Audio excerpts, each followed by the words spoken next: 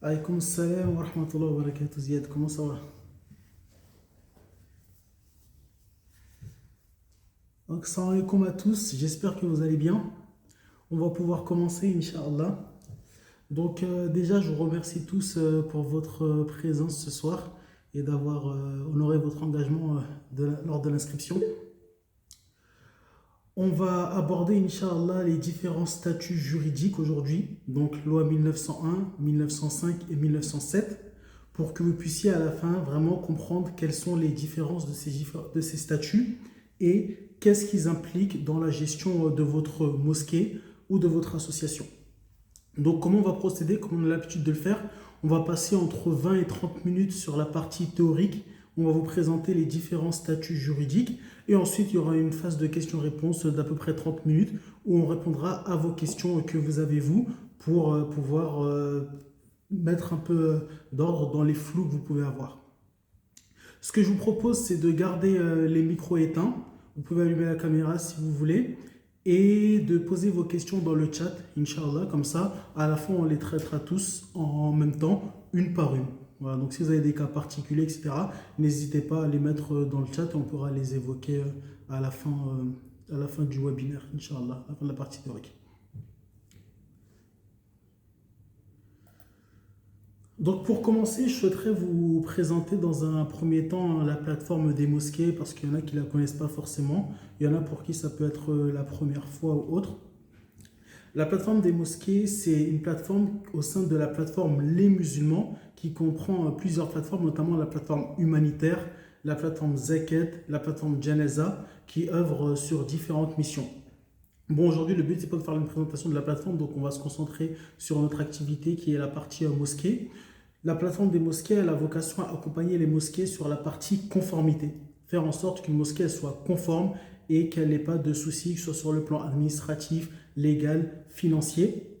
Et on est vraiment là pour assister les mosquées, cibler leurs difficultés et pérenniser leur activité, que la mosquée reste ouverte.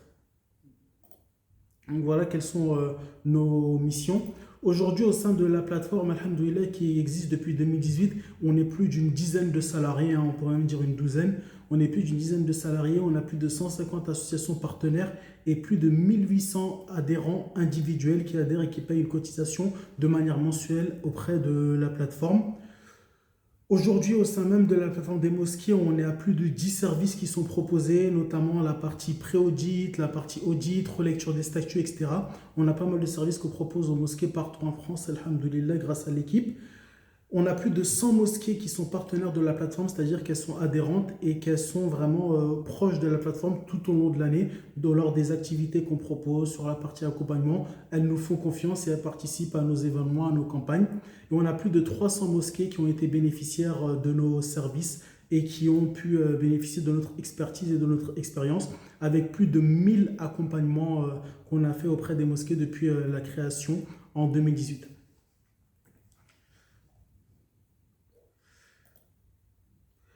Aujourd'hui, la plateforme des mosquées, vous pouvez la retrouver sur Internet, sur un site qu'on a créé il n'y a pas longtemps et qu'on a annoncé lors de congrès pour ceux qui étaient là, qui est la nouvelle plateforme de formation dédiée aux responsables de mosquées.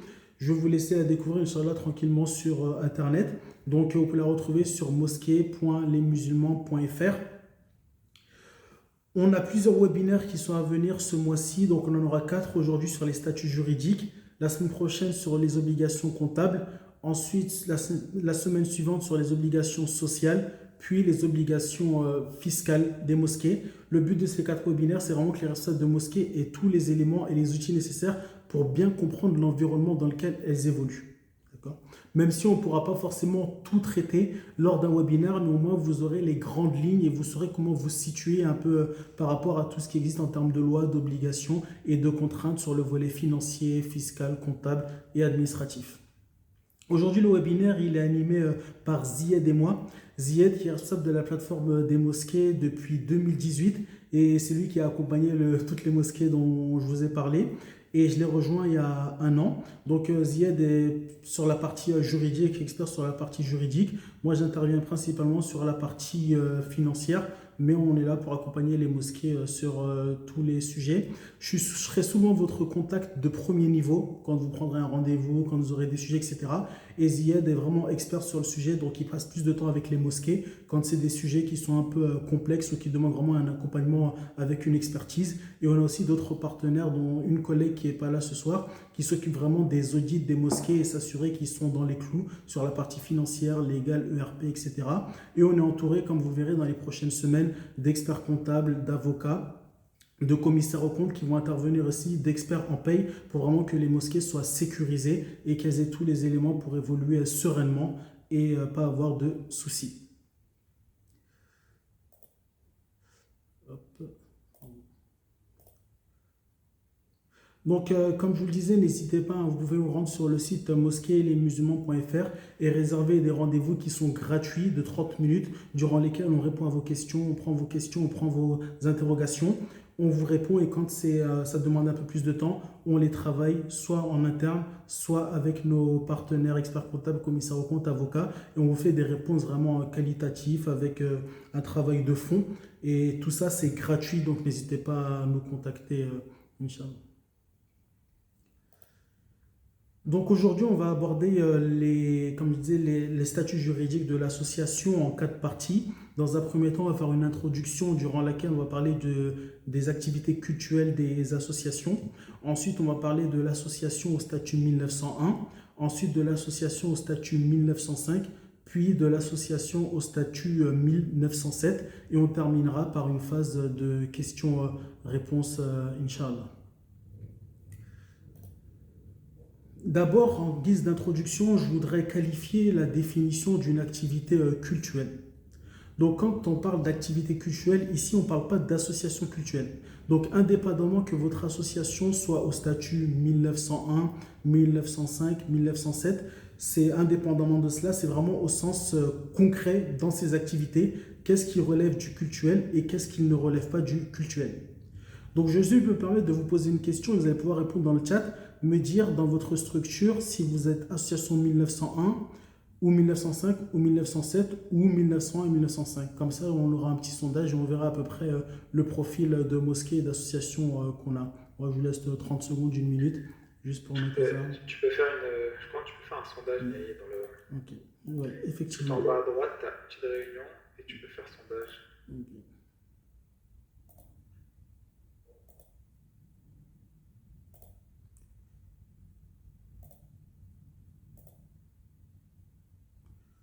C'est une question. Stop.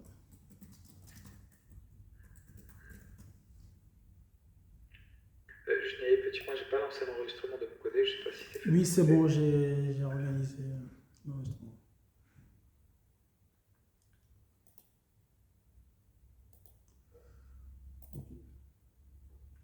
D'accord, ok. Donc, il y a, ouais, un peu tout. Il y a du 1901, 1901, 1905, 1901, 1907, Yacine, 1901 et 1907. Ok, il y a 1907, 1905. D'accord, très bien. Donc, on a un peu de tout. Donc, à la fin, si on aura le temps, on pourra échanger sur les raisons des différents choix, peut-être, et des retours d'expérience pendant 5-10 minutes. Ça pourra profiter à tout le monde. Donc, l'activité cultuelle en elle-même, d'accord? Une activité cultuelle correspond à des critères. Aujourd'hui, dans une mosquée, ce qui relève de l'activité cultuelle, ça va être la célébration des cérémonies. Donc, quand on entend cérémonie, c'est tout ce qui est prière, el-Eid, Jumu'ah, etc., qui relève vraiment du rite et du religieux. Ensuite, vous allez avoir aussi la l'acquisition, la location, la construction, l'aménagement et l'entretien, donc tout ce qui est immeuble, édifice, qui servent au culte. Je précise bien. Donc, qui va rentrer dans le cultuel, tout ce qui sert au culte. Ça veut dire qu'on le verra peut-être dans le live sur la partie comptabilité, fiscalité, peut-être que Ziad l'abordera aujourd'hui. Quand ça n'entre pas dans ce champ-là, toutes les activités à caractère commercial, par exemple location d'un appartement ou location d'un commerce, etc., on parle vraiment des immeubles et des édifices qui sont dédiés à la réalisation du culte. D'accord. Et l'entretien des ministres et autres personnes participant à l'exercice du culte. Donc là, on parle vraiment de la rémunération de l'imam, de ses avantages, de la rémunération des personnels de la mosquée qui font de l'enseignement, etc., etc. Donc voilà, c'est vraiment cette partie-là qui est de l'activité cultuelle. Tout ce qui n'entre pas dans ces trois critères, partez du principe, j'y bien partez du principe parce qu'après, des fois, il faudra voir au cas par cas que ça ne rentre pas dans le champ cultuel en termes d'activité. On ne parle pas encore du statut de l'association, on parle juste de l'activité. Donc demain, si vous voulez savoir si une activité que vous réalisez, est-ce qu'elle rentre dans le cultuel ou pas, vous vous posez ces trois questions. Est-ce qu'on célèbre une cérémonie? Est-ce que c'est un édifice qui sert au culte? Est-ce qu'il s'agit de l'entretien d'un ministre du culte, d'un imam ou autre? Et à partir de là, vous pourrez savoir si cela entre dans le champ d'activité cultuelle ou pas.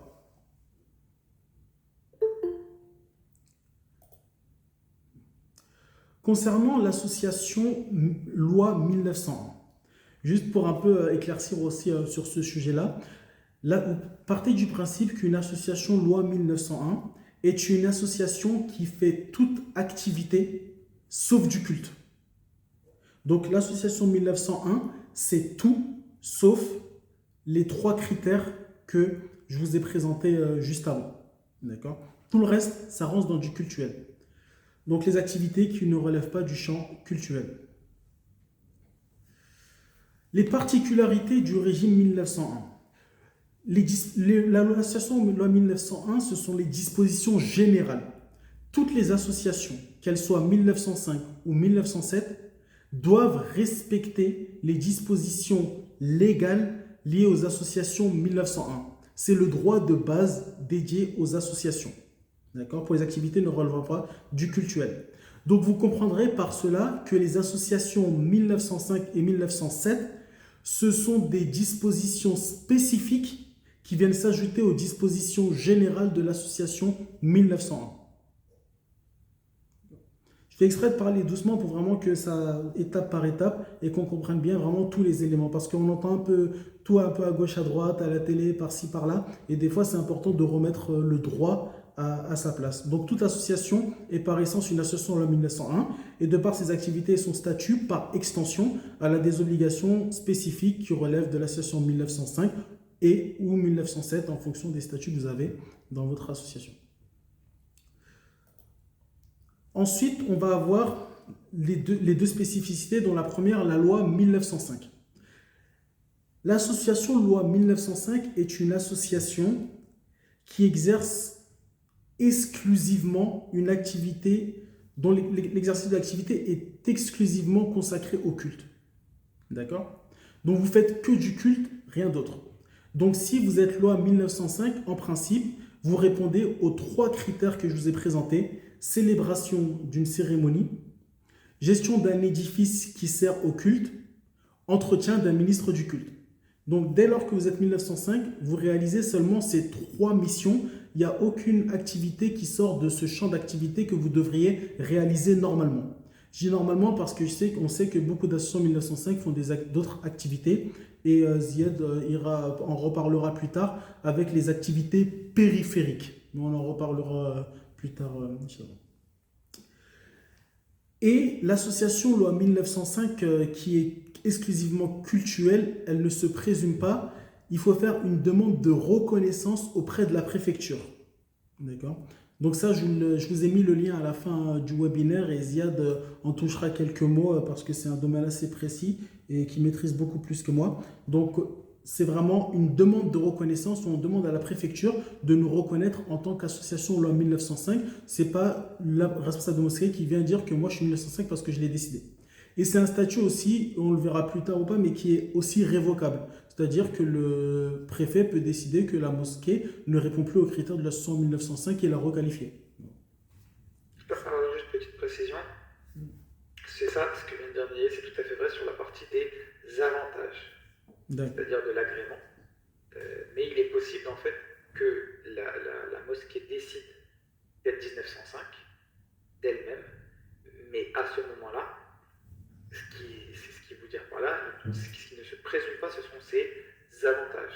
Elle peut même être déclarée en 1905 en préfecture, reçoit le récépissé de la 1905, mais ça, c'est pas une autorisation pour les avantages qu'il va citer par la suite. Donc il y a deux étapes distinctes entre la déclaration de 1905 et, dans un second temps, la demande d'agrément, et on y reviendra tout à la fin. Et pour terminer sur ces trois premiers points, c'est que la loi CRPR, dont vous avez déjà entendu parler certainement, incite les mosquées à opter pour ce régime de loi 1905. En général, vous avez tout avantage à être en 1905 et tout est fait pour que le 1901 soit contraignant pour une mosquée, notamment la non-déduction des reçus fiscaux. Donc les particularités du régime, on reste toujours dans le 1905 maintenant, dans les particularités de ce régime, à savoir que lorsque vous êtes une association loi 1905, vous avez la capacité de recevoir des dons et des legs, d'accord ? Et de percevoir des dons, c'est le plus important en 1905, qui n'est pas le cas pour les autres, c'est de percevoir des dons ouvrant droit à déduction d'impôts, d'accord ? Donc la 1905 a la possibilité de recevoir des droits à réduction d'impôts, ce qui peut faciliter souvent la levée de fonds pour le financement du culte. Exonération de la taxe foncière, ce qui n'est pas négligeable. Énormément de mosquées sont propriétaires de leur terrain et la taxe foncière dans certaines villes elle peut être assez élevée. Lorsque vous êtes en 1905, vous êtes exonéré de cette taxe foncière qui est une disposition fiscale. On en reparlera aussi lors du live du 23 et vous pouvez aussi vous inscrire sur le site qu'on vous a partagé. Possibilité de solliciter des subventions publiques pour des travaux de sécurisation et d'accessibilité. Donc tout ce qui concerne la sécurité de la mosquée et l'accessibilité. Dès lors que vous êtes en 1905, vous pouvez solliciter la préfecture pour obtenir des subventions publiques et vous aider sur ces travaux. Possibilité de posséder et d'administrer des immeubles acquis à titre gratuit. Je précise, c'est vraiment ceux qui sont acquis à titre gratuit. Vous avez le droit de les posséder et les administrer tant que les ressources de ces biens, de ces immeubles, ne représentent pas plus de 50% de vos ressources totales. Donc si vous avez des ressources totales annuelles de 100 000 euros, il ne faut pas que les ressources de ces immeubles soient au-delà de 50 000 euros. Vous devez communiquer la liste des lieux de culte à la préfecture aussi. Donc la liste des lieux de culte, il est possible qu'une mosquée, ça arrive, on en a qui sont dans ce cas-là, qui est une entité juridique, mais qui est plusieurs locales dans lesquelles ils réalisent des activités cultuelles. Donc il répond aux trois critères que je vous ai présentés en préambule. Et l'association qui est au régime 1905 est dans l'obligation d'avoir un commissaire aux comptes si son budget annuel dépasse 153 000 euros. Donc voilà la liste des particularités du régime 1905. Cette liste n'est pas exhaustive, mais il y a des éléments que je n'ai pas abordés parce que c'est très très rare. Il doit y avoir très peu de mosquées, mais il ne doit y avoir pas du tout qui rentrent dans ces autres critères que je n'ai pas évoqués ici. Voilà. Après, comme je vous ai dit... Juste petite précision ici, pour le budget, on parle vraiment du budget sur la partie don uniquement, pas le budget total. Il fera la différence avec la 1907 qui, elle, parle uniquement on parle du budget total. D'accord, je corrigerai cet élément-là sur le... Ensuite, on a l'association loi 1907 qui est l'association mixte. Donc son régime, il est mixte. C'est une association qui exerce à la fois une activité cultuelle, donc je rappelle les trois critères, célébration d'une cérémonie, entretien d'un ministre du culte et gestion d'un édifice dédié au culte, donc ce qui relève de ces activités-là, et aussi d'autres activités, donc tous ceux qui ne rentrent pas dans ces activités, dans ce champ d'activités qui ont été abordés. Donc à partir du moment où vous réunissez ces deux types d'activités, vous êtes une association, vous pouvez prétendre à être une association mixte 1907 pour pouvoir avoir, l'avantage c'est d'avoir qu'une seule structure pour gérer toutes les deux activités, un même bureau, etc. Mais il y a des inconvénients que je vais vous présenter dans les particularités du régime 1907. Les particularités du régime 1907, c'est que vous devez tenir des comptes normés divisés en deux unités. Je m'explique. Dès lors que vous avez des activités qui relèvent du champ cultuel, et d'autres qui ne relèvent pas du champ cultuel. Vous allez devoir, dans votre comptabilité, par un système de clés ou de code, toutes les opérations vont devoir être ventilées soit dans le champ d'activité cultuel, soit dans le champ d'activité non cultuel. Et le contrôleur devra avoir la possibilité d'identifier de manière assez simple, d'extraire les données qui concernent l'activité cultuelle et celles qui relèvent de l'activité non cultuelle, mais dans la même comptabilité. C'est une imputation analytique. Comptablement, c'est pas difficile, hein, c'est faisable. Hein. Mais juste à savoir que vous ne pouvez pas tenir une comptabilité et par exemple mettre, si vous enregistrez une facture d'électricité, vous allez devoir la répartir entre l'électricité qui concerne le champ cultuel et le champ non cultuel. D'accord? Et pareil pour toutes les charges que vous allez avoir. Vous allez devoir avoir un compte bancaire séparé pour les dépenses cultuelles. Donc vous devrez avoir au moins 2 comptes bancaires, un compte bancaire, un RIB, un IBAN pour l'activité cultuelle et un autre compte bancaire, un RIB, un IBAN pour les activités non cultuelles. Ça peut paraître des fois un peu, ça peut paraître basique hein, ce que je dis. Hein. Il y en a qui le savent peut-être déjà, mais il y a énormément de structures qui ne sont pas dans les clous sur ces sujets-là. C'est pour ça qu'on les rappelle et qu'on les rabâche. Et c'est des sujets sur lesquels c'est un risque inutile qui est pris et qui peut entraîner des conséquences lourdes pour la mosquée. Il y a l'obligation du CAC pour les associations au régime 1907 dès lors qu'elle rentre dans un des 3 critères. Donc c'est alternatif. Hein. Il ne s'agit pas de réunir les 3. Dès lors que vous êtes dans au moins un des 3 critères, vous êtes dans l'obligation de nommer un commissaire aux comptes. Donc dès le premier euro de reçu fiscal. Donc dès lors qu'une personne fait un don et que vous émettez un reçu fiscal, ne serait-ce que d'1 euro, de 2 euros, de 5 euros, vous devez nommer un commissaire aux comptes. Dès lors que vous dépassez 23 000 euros de subvention publique, vous devez nommer un commissaire aux comptes. Dès lors que vous dépassez 100 000 euros de budget, vous devez nommer un commissaire aux comptes. Je vais vous donner un exemple. Si vous rentrez dans un de ces critères-là et que vous ne nommez pas un commissaire aux comptes et que vous faites une assemblée générale, l'assemblée générale n'est pas valide parce que les comptes devaient être approuvés par un commissaire aux comptes de par un des critères dans lequel vous êtes. Et cette fois-ci, oui, on parle bien de budget.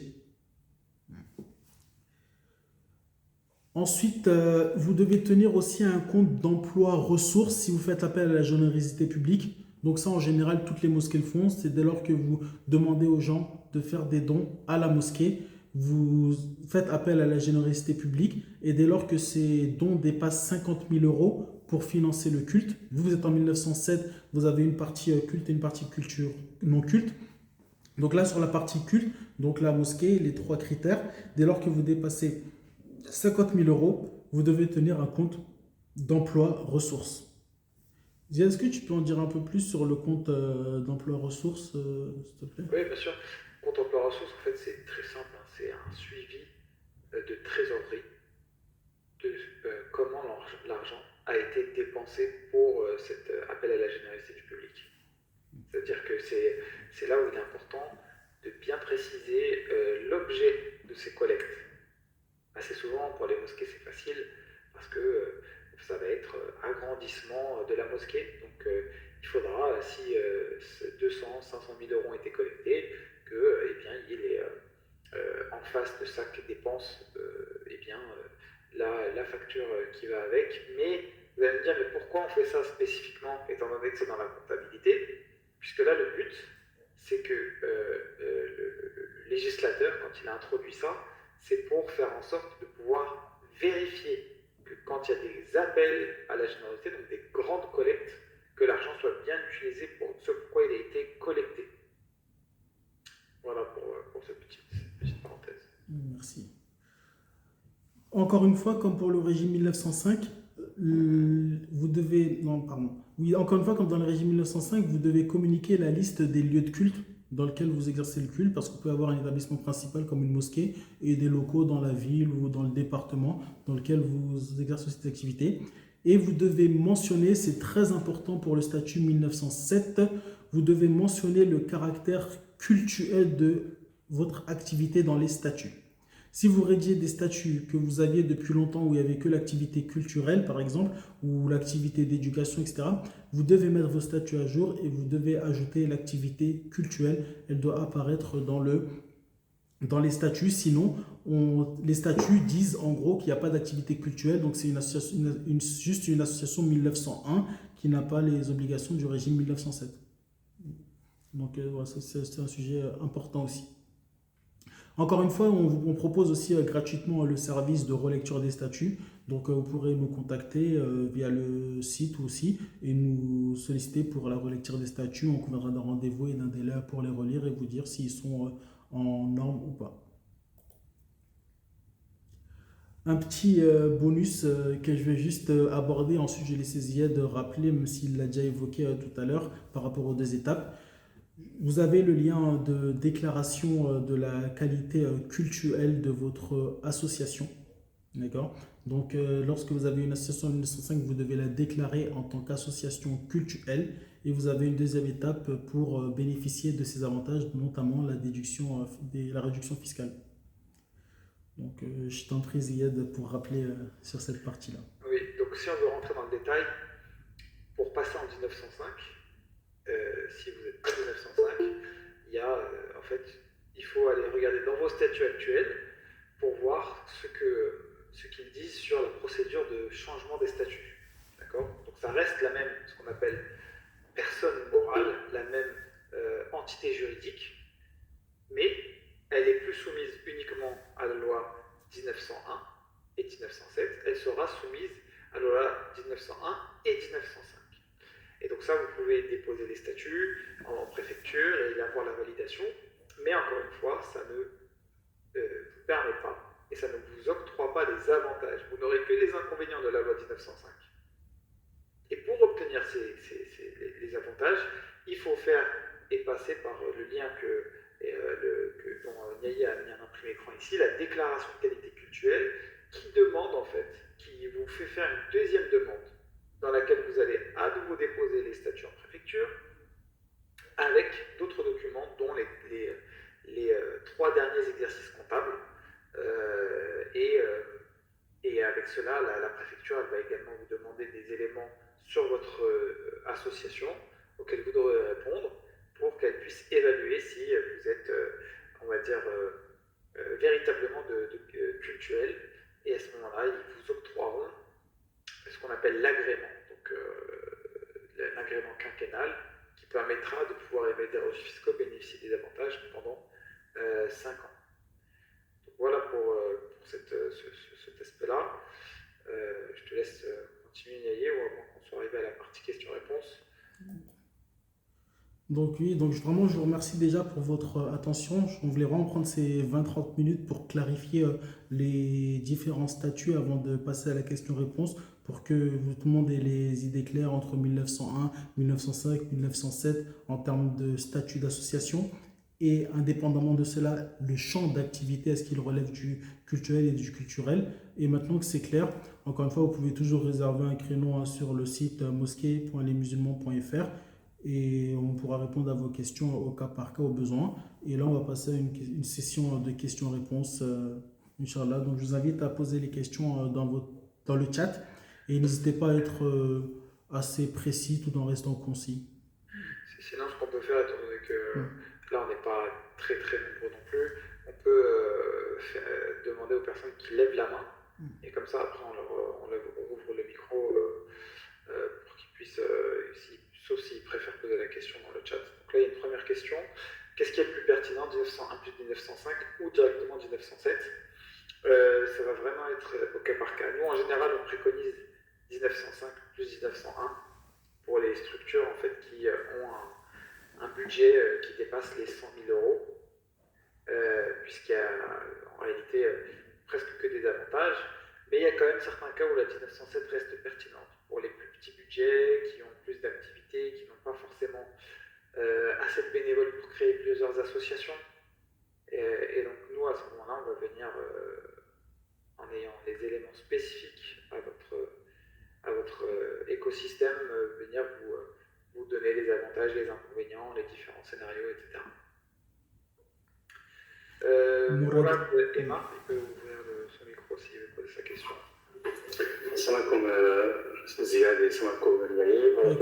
Merci pour cette présentation et ce partage d'informations très très important. J'ai une question pour être succinct et rapide pour laisser la place aux autres s'ils souhaitent poser également des questions. Donc nous, on avait déjà un peu échangé cet été et je ne sais pas du contact pour différentes raisons. Nous, on est dans un projet là, donc en fait, on cherche à acquérir un bâtiment d'une certaine taille, qui est assez conséquent, de 800 mètres carrés. Et on se pose la question, on a déjà un peu une idée, mais j'aurais aimé savoir si c'est judicieux ou pas, d'acheter le bâtiment sous le statut de la loi 1905, c'est en entièreté. Dans le projet, l'idée c'est de faire une partie donc, culturelle, une partie culturelle et également des locaux commerciaux. Et donc on nous a dit que l'idée c'est évidemment l'autofinancement. On nous a dit qu'en fait le fait d'acheter en 1905 nous autorisait à être propriétaire des locaux commerciaux, de bénéficier des loyers et donc de ne pas gérer justement les commerces qui seraient tenus, mais juste de bénéficier de la rente des loyers. Et donc l'idée en fait c'est, est-ce que c'est judicieux donc d'acheter le bâtiment sous le statut 1905, sachant qu'il va y avoir un aspect culturel, ensuite à côté pour l'enseignement, de la langue arabe, le Coran, tout ça, et également les surfaces commerciales entre guillemets, dont on tirera le bénéfice des loyers. Alors, merci pour la question, Mourad. Donc le sujet, comme l'a précisé Naïe, et il a bien insisté là-dessus, les loyers pour une 1905 sont permis uniquement à titre, uniquement s'il y a eu un don du bâtiment ou du bien. Donc, et c'est là la difficulté par rapport à ce que vous me présentez sur le modèle, parce qu'en fait une association, à part quelques exceptions, ne peut pas normalement avoir de loyer. D'accord, il y a des exceptions pour les associations 1901 qui sont d'utilité publique. Normalement, elle ne peut pas percevoir de loyer directement, sauf l'autre exception, c'est les 1905 auxquels on a fait un legs, un don. Par exemple, un de vos fidèles a mis dans son testament qu'il donne sa maison à la mosquée. Et il décède, et la mosquée revient, la maison revient à la mosquée, et elle est en 1905 agréée. À ce moment-là, elle peut mettre à louer la maison, d'accord?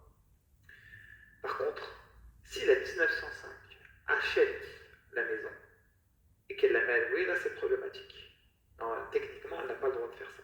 Ça ne veut pas dire qu'il n'y a pas des cas où les mosquées ont acheté des maisons. Il y en a, parfois les notaires ont permis cela, c'est un autre sujet. Mais si on veut rester dans la théorie, le cas où vous achetez directement un bien dans lequel il y a des locaux commerciaux que vous mettez à louer, là il peut effectivement être problématique pour la mosquée. Maintenant il y a des solutions. La solution qui est la plus utilisée en général, c'est le fait de passer par une SCI, où à ce moment-là il va y avoir deux associations qui sont les associés de la SCI, et c'est la SCI qui possède le bien et qui le met à louer, la partie commerciale, qui devient un local commercial. Donc ça c'est la manière de permettre d'obtenir cette rente-là. Maintenant il y a quand même une petite zone d'ombre, c'est qu'il y a une jurisprudence, alors elle n'est pas définitive mais il y en a une quand même, d'une mosquée qui possède par l'intermédiaire d'une SCI et qui est 1905. Donc son bâtiment, son lieu de prière, elle s'est vue retirer comment on appelle ça, la dispense de taxes foncières, puisque le tribunal a estimé que ce n'est pas directement l'association 1905 qui possède le bâtiment. Donc il y a des avantages, mais il y a aussi un inconvénient. Il faudrait vraiment en tout cas un inconvénient qui n'est pas certain, mais comme s'il y avait quelque chose qui planait au-dessus de la tête des propriétaires.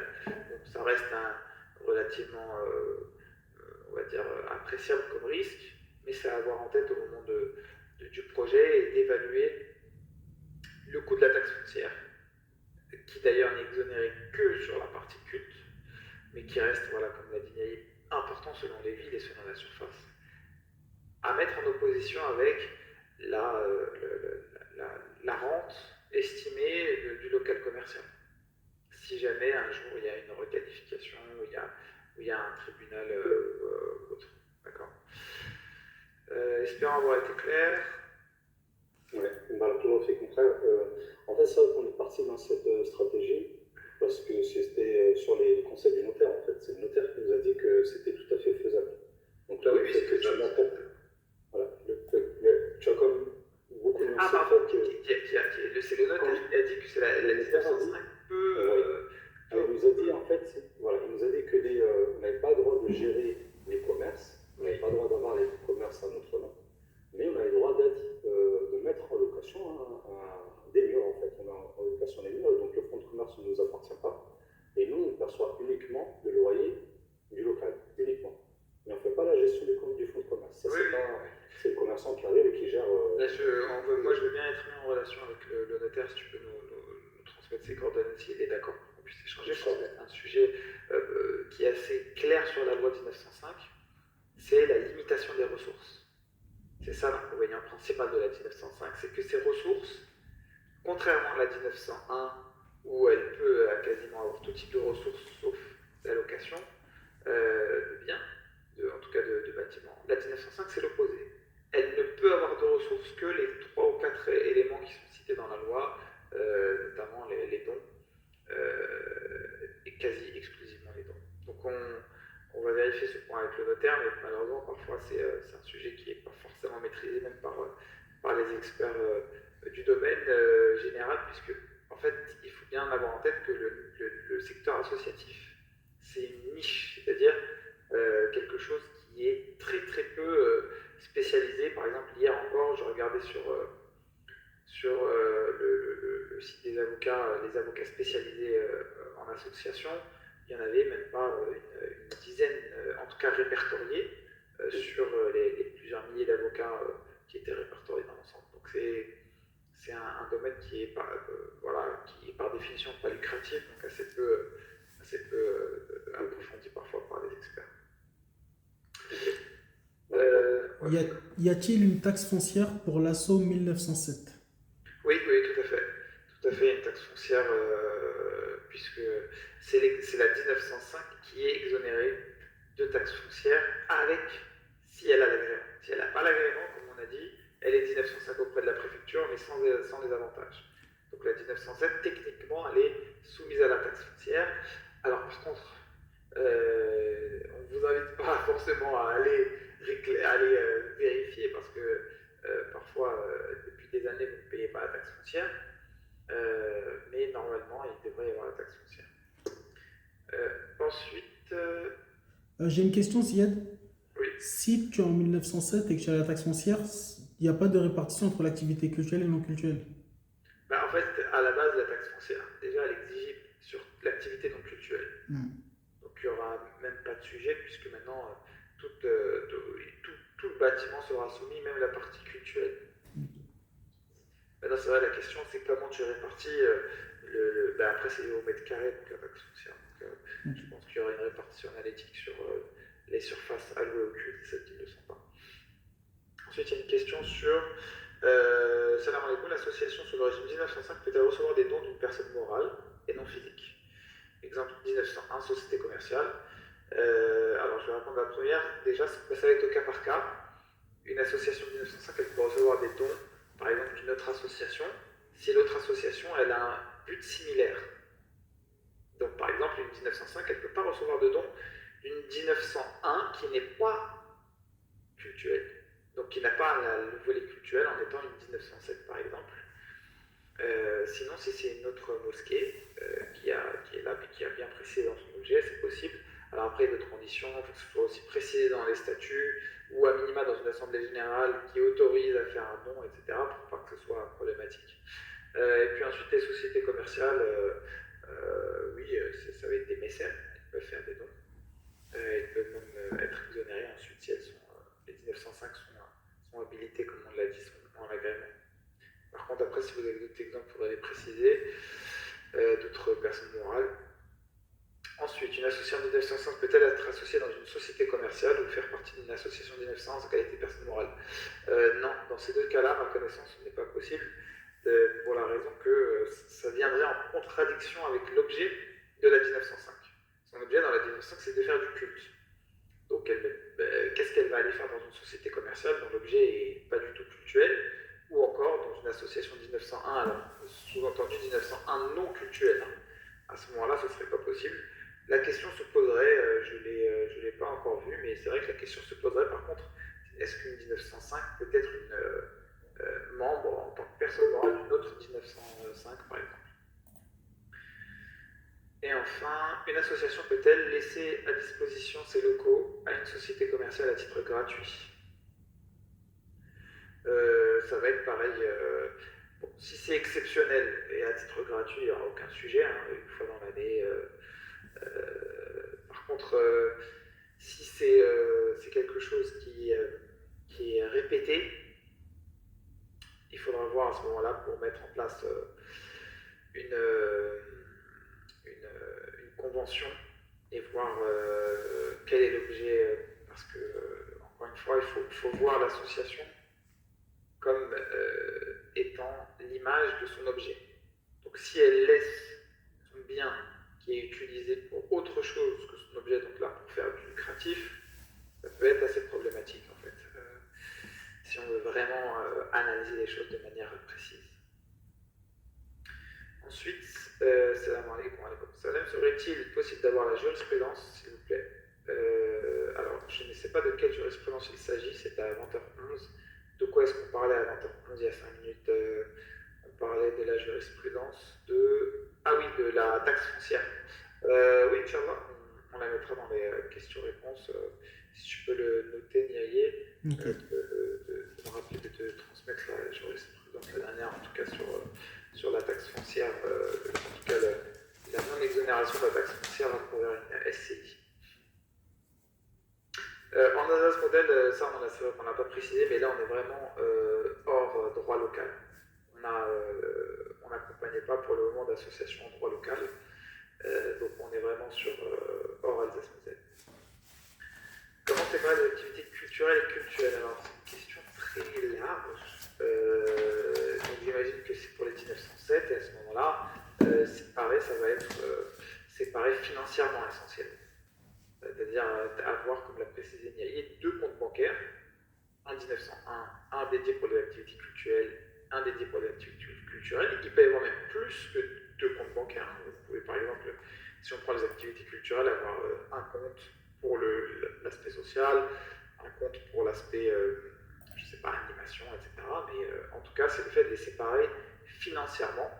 Et donc après, le reste, ça va découler de lui-même. S'ils sont séparés financièrement, chacun ensuite aura des dépenses et des revenus qui vont être indépendants et compartimentés.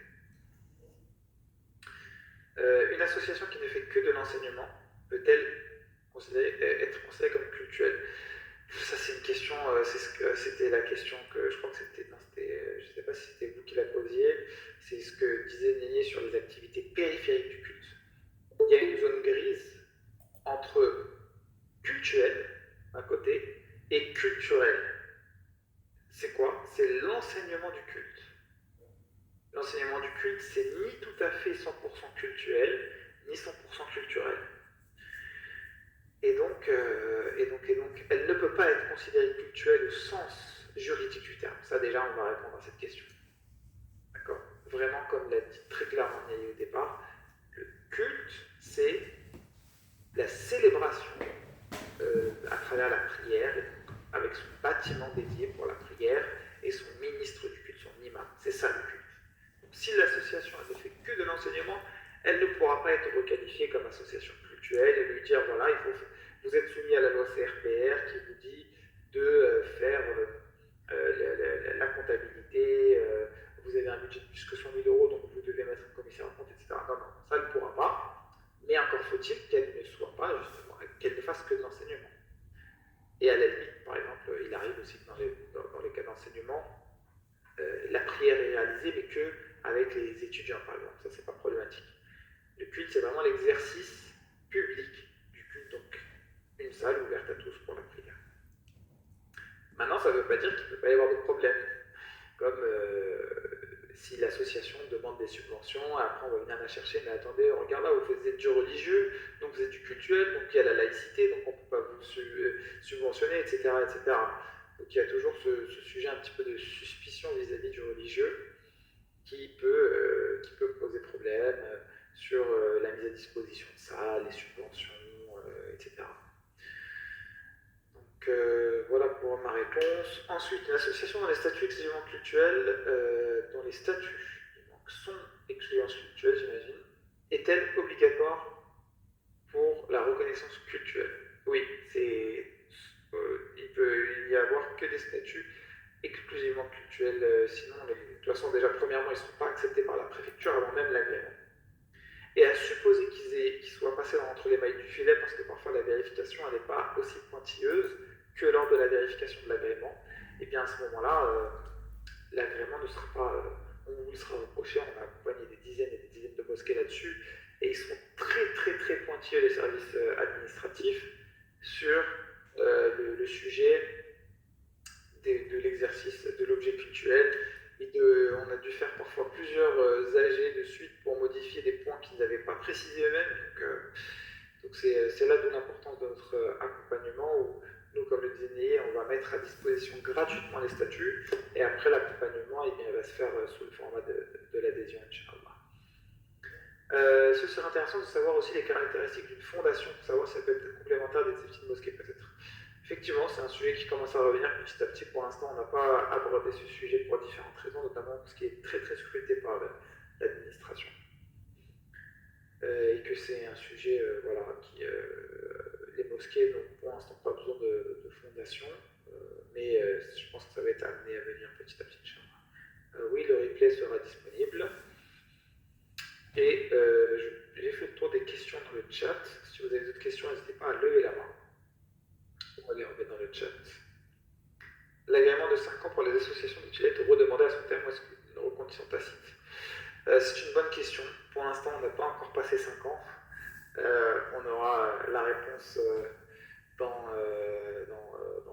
6 mois, Inch'Allah. Ce sera le 5e anniversaire même un peu plus, c'est la loi du 24 août. Donc on aura la réponse dans un peu plus de 8 mois. Un peu plus de 8 mois, mais a priori, il faudra refaire le dossier.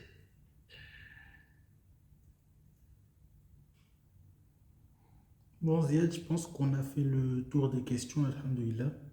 On a tenu le temps. Donc, encore une fois, comme on vous dit, on reste toujours disponible sur la plateforme mosquée.lesmusulmans.fr. Vous allez recevoir tout de suite après, Inch'Allah, un formulaire de satisfaction. On vous demande de bien prendre le temps de le compléter. Ça nous permet de faire mieux, de nous améliorer, de proposer quelque chose qui répond à vos besoins et à vos attentes. Donc, vous allez le recevoir à 20h30. N'hésitez pas à prendre 5 minutes pour le compléter. Et si vous avez la moindre question, on est disponible sur mosquée.lesmusulmans.fr dès demain, selon votre disponibilité. Et on vous enverra le replay dans les prochains jours. Inch'Allah. Merci pour votre attention. Bonne soirée à vous. Salam alaikum. Salam alaikum.